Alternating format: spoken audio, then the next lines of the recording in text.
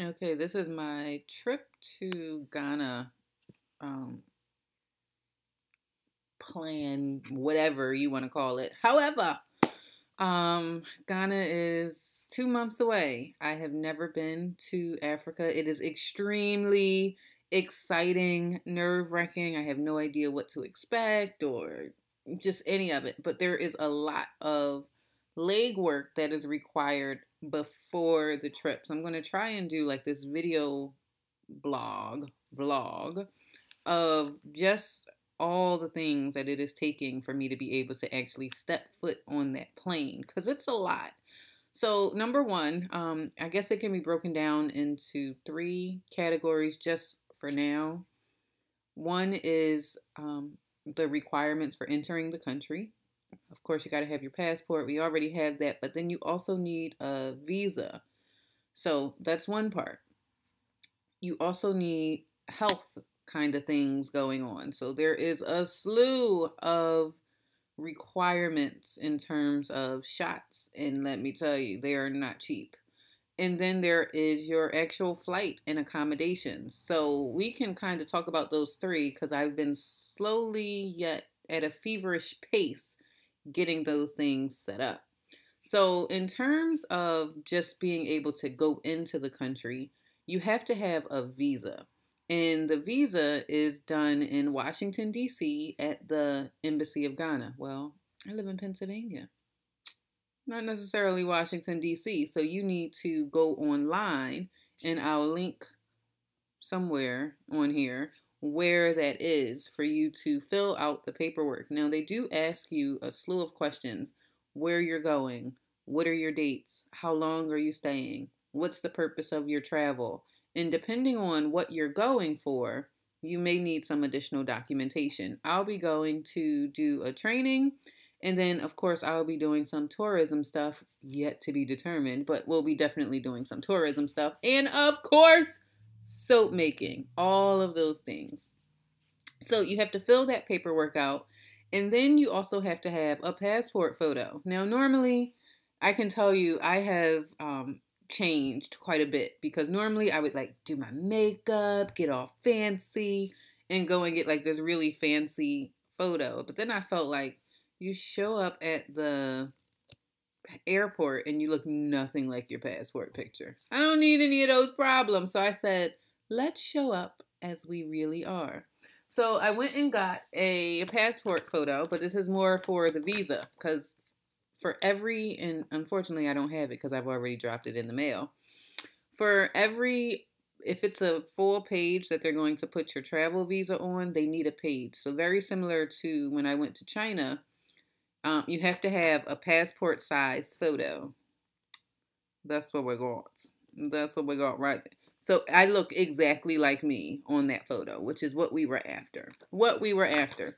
So you got to get 2 passport photos, and then you also have to pay the fee for them to process your visa. So you can get a single entry visa, which costs $60 US, or a multiple entry visa, which costs $100 US.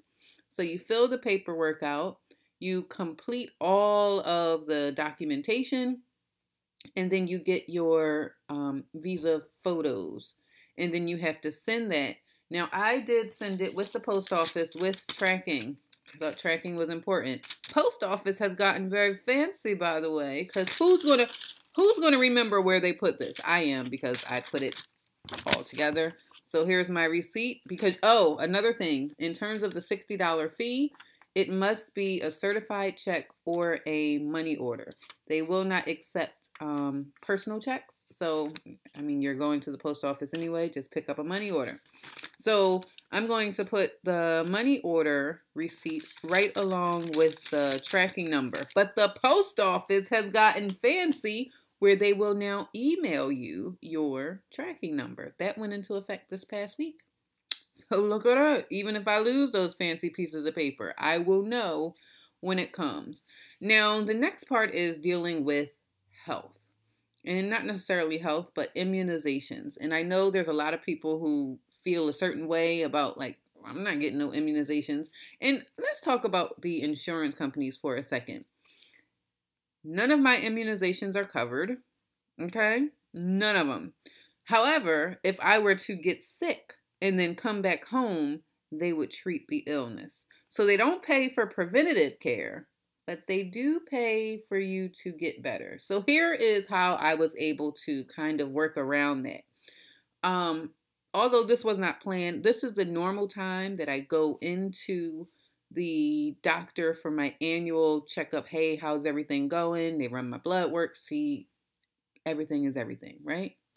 So I used that as a time for my doctor to at least do some of the pre-work so I don't have to pay as much when I go to travel medicine. So he was able to write me a prescription for, it was a prescription, but I had to pay out of pocket. And so, in this little teeny tiny box, guys, a teeny box of 4 pills, and I can't remember which one it is, but I will link it or I'll write it right here. That's the one I got, right? And there'll be a picture right here. So post-production, here we go. But that box was $107, and there's 4 little pills. I felt like I should have went out on a date or something for that much money. Like, there's no kissing afterwards, no hugging. I'm just going to give you $107.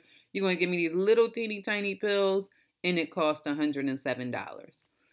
So that's just one of many.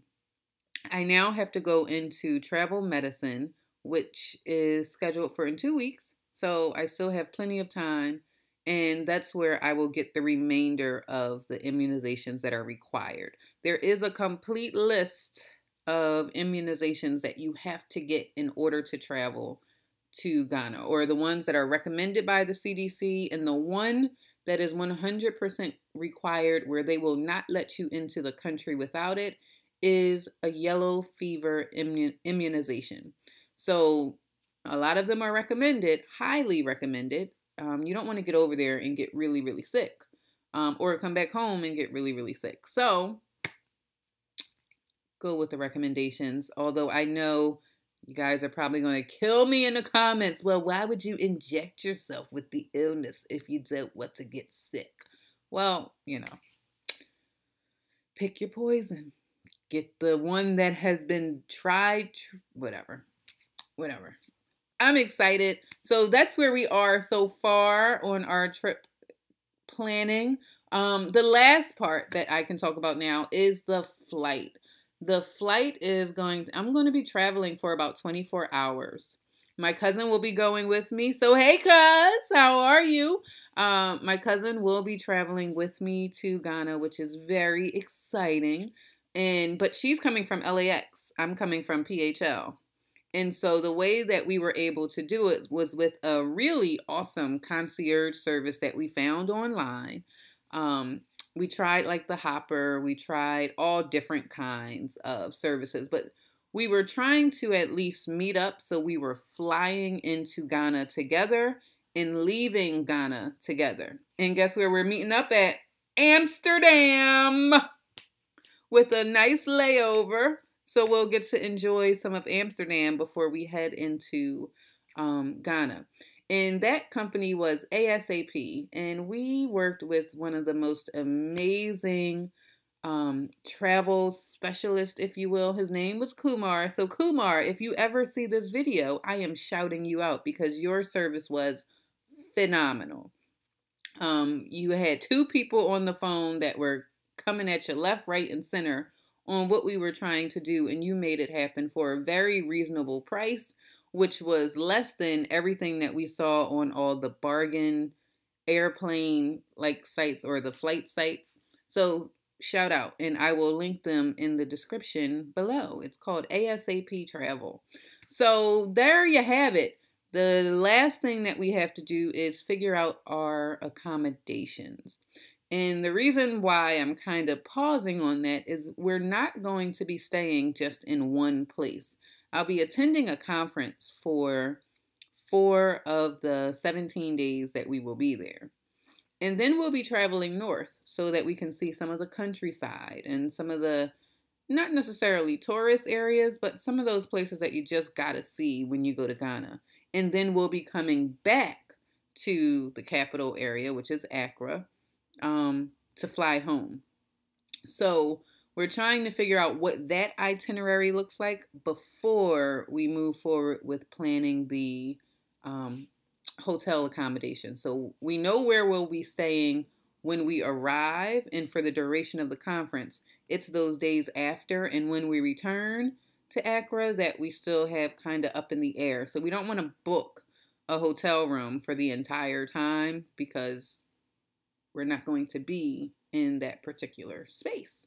So I hope this is helpful if you are planning a trip to Ghana. Number one, get your travel documents in order and do that early. So make sure you have your passport. And there's this new legislation out now called Real ID, where depending on where you live, your driver's license does not count as real ID. You have to do some things in order for that to be considered a real ID. And a lot of people are just going the route of getting a passport so that they can use that for domestic travel and going into federal buildings, that kind of stuff. I say all that to say, if you don't have a passport, there may be some extended time periods in there, and you don't want to get into a situation where you have to pay expedited fees because that'll like double your price of getting the passport. So allow yourself some time in there for getting your passport and then adding in about 14 days for the visa services to get into the country that you're traveling to. Aside from that, you want to have some time in there to actually get your immunizations. One thing that my primary care doctor said is he has a lot of people come in like a week or a day before they're traveling, and it's like you're kind of too late because by the time these drugs or these immunizations get a chance to actually take take effect, you're already coming back, and if you're going to get sick, you're just going to be sick at that point. So leave yourself some time to get all of your travel meds together. And then finally, as you start planning, well, how am I going to get there? Leave yourself open. And I would say maybe 3 months, 4 months ahead of time is probably when you're going to get the best pricing for your flights. You have more options. They're a little more lenient, a little more leeway for things like that. So get your flight out of the way and then look for various bargain kind of sites if you want to save some money. My thinking is the more money that you can save on your flights, the more money that you can save on your hotel accommodations, the more money that you have to enjoy the things that are in that country that you're going to visit and kind of improve your experience or make the most of your experience because you have a little more funds with a D to have fun without a D. And then I guess lastly, I felt like there was one more thing, but I can't really remember. This is what happens when you go from the dome and don't necessarily have it written down.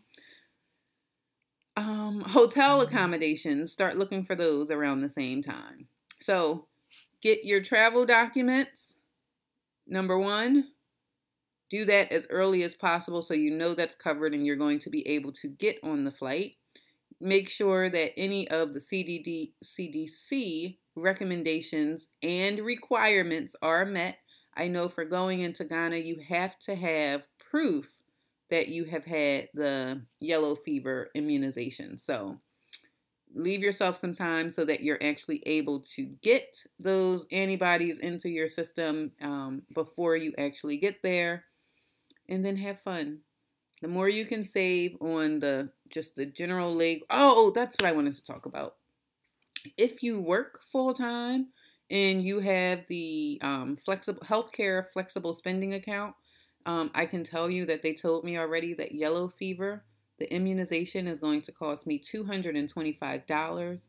There's a consult fee of $130 for travel medicine, just going into the doctor. And then, like I said, I paid $107. Now, none of this was budgeted beforehand. It was just like, oh, I need it. I see it. I want it. I like it. I got it. But not really.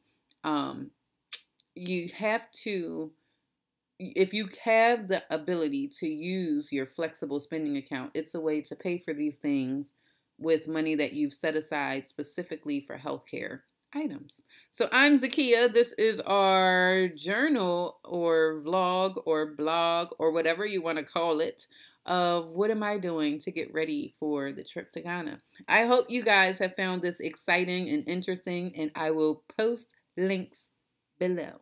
Bye, guys.